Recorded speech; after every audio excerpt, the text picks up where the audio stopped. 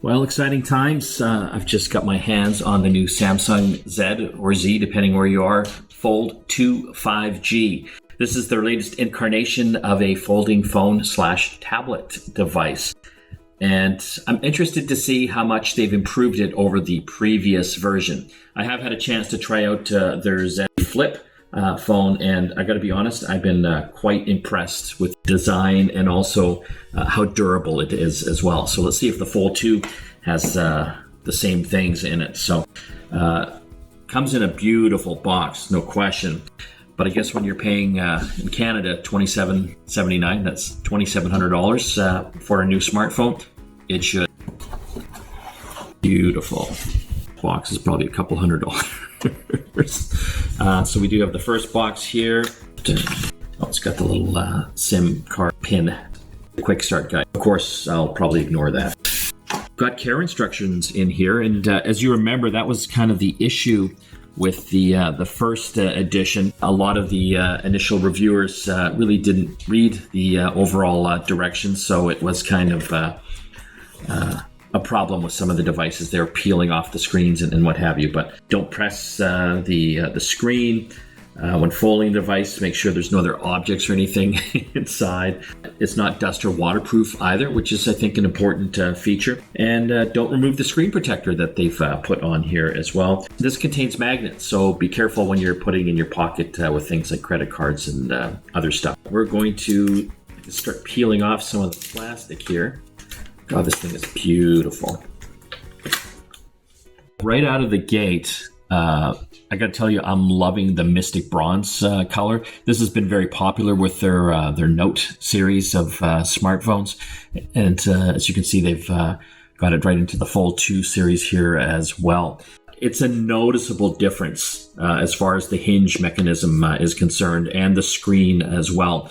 I did notice with the first version of this back last year, it was actually pretty easy to peel the screen protector off, which you weren't supposed to peel off. So that's not an issue with this one here. The hinge as well is very strong, and they've got something called their flex display now. So you can actually have this stop at different positions as you're folding it and unfolding it. The back here, it's got 3 cameras, an ultra wide, a wide, and a telephoto. Each one of them 12 megapixels, so you can get some decent pictures. They've also got a tiny little camera on the front. This one here, I believe, is 10 megapixels. And it's got like a little infinity hole on there. So it's not going to have a little bezel notch on here. Same with the inside. There's a tiny little camera hole for that as well. I am going to turn this puppy on. There we go. If you remember before, I believe it was a 4.6-inch screen on the front, and it kind of looked, I got to be honest, a little weird because it didn't take up the full size of the actual phone. So this one here is like the full front of the unit here. When you do open it up, this is larger now as well. It folds out to a 7.6-inch tablet. And let's go. Terms and conditions, privacy policy, all the fun stuff. Next. I'm going to set up my Wi-Fi network, and I'm not going to tell you my password, and connect it. Presto Kazinga. So next step, we're going to hit next. The screen is beautiful, and it actually fits right in my hand here, just the one hand, if I were just going to use it for reading or web browsing. So now it's checking for updates. This can obviously take a while. While it's doing that, let's look what else is in the box. You'll notice it's got the power adapter, it's got the cable, and we're starting to see this more and more now. There are no headphones inside here. Just depending where you buy this, some people are giving away some Galaxy earbuds, but just depends when you purchase it. So again, in the box, there's no earbuds or headphones or anything like that. It's asking me if I want to copy all my apps and data over. My old device. Agree. I'm going to go wireless. Send your stuff to the Galaxy Z Fold2 5G. I'm going to do that. It's asking me what I want to send over here. I'm allowing permissions for all of this. And again, obviously, you'll want to go through and make sure that you're comfortable. Basically, it's asking me like phone, call logs, contacts, text messages, and whatever's in my storage. I'm allowing that. And here we go. Choose what to bring over. So it's asking me what I want to bring, calls and contacts, messages. If I don't want any of these, I can obviously unselect it. I'm just going to hit. This makes it so much easier instead of having to go through every single question about setting up all the accounts again.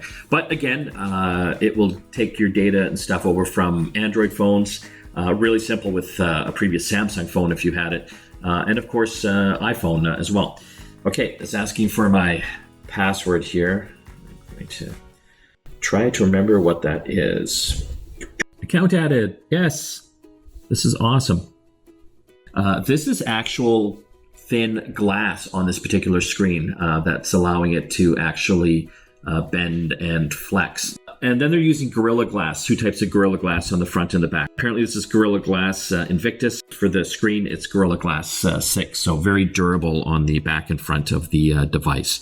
Of course, you're going to be extra careful with the inside screen because it's not Gorilla Glass.